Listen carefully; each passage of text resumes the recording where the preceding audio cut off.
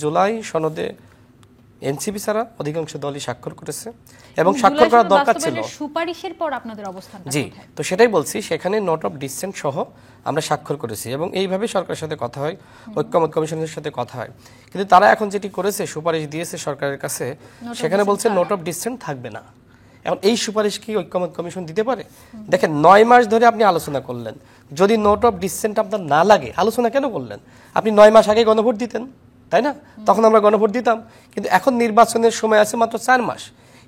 এই 4 মাসের মধ্যে আপনি কি 2টা নির্বাচন করতে পারবেন? জাতীয় নির্বাচন এবং গণভোট সম্ভবপর নয়। জামাত বলছে যে তারা নাকি নভেম্বরে আপনার গণভোট চায়, আজকে অক্টোবরের 30 তারিখ।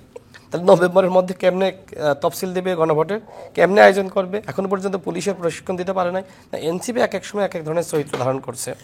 যখন সরকারের পক্ষ থেকে আমাদের সামনে প্রস্তাবনা হাজির করলো যে একই দিনে আপনার জাতীয় নির্বাচন, একই দিনে জুলাই জাতীয় সনদের পক্ষে গণভোট, দেখেন সেই সময় ঐক্যমত কমিশন, আমি তো মিটিংয়ে গিয়েছি, ঐক্যমত কমিশন বললো যে যারা এক্সপার্ট রয়েছে তারা এই ধরনের অভিমত দিয়েছে। কিন্তু আমরা দেখলাম যে পরবর্তীতে তারা পল্টি নিয়েছে, আমাদের কাছে স্বাক্ষর নিয়েছে প্রতারণা করে।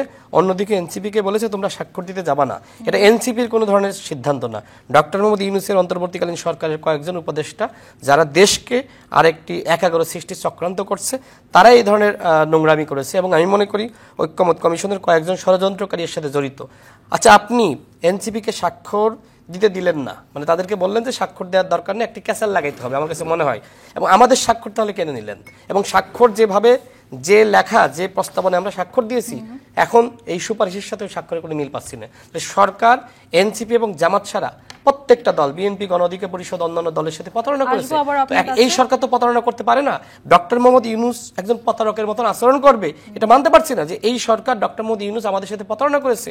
এনসিপিকে দেখেন, এনসিপির মধ্যে যারা রয়েছে তারা একসময় আমাদের সাথে রাজনীতি করেছে, আন্দোলন করেছে, ডাকসু নির্বাচন করেছে, কিন্তু সেই ছেলেরা আজকে এমন অবস্থা তৈরি করছে দেশে, আমার কাছে মনে হয় ইচ্ছাকৃতভাবে তারা একটি সংকট সৃষ্টি করছে।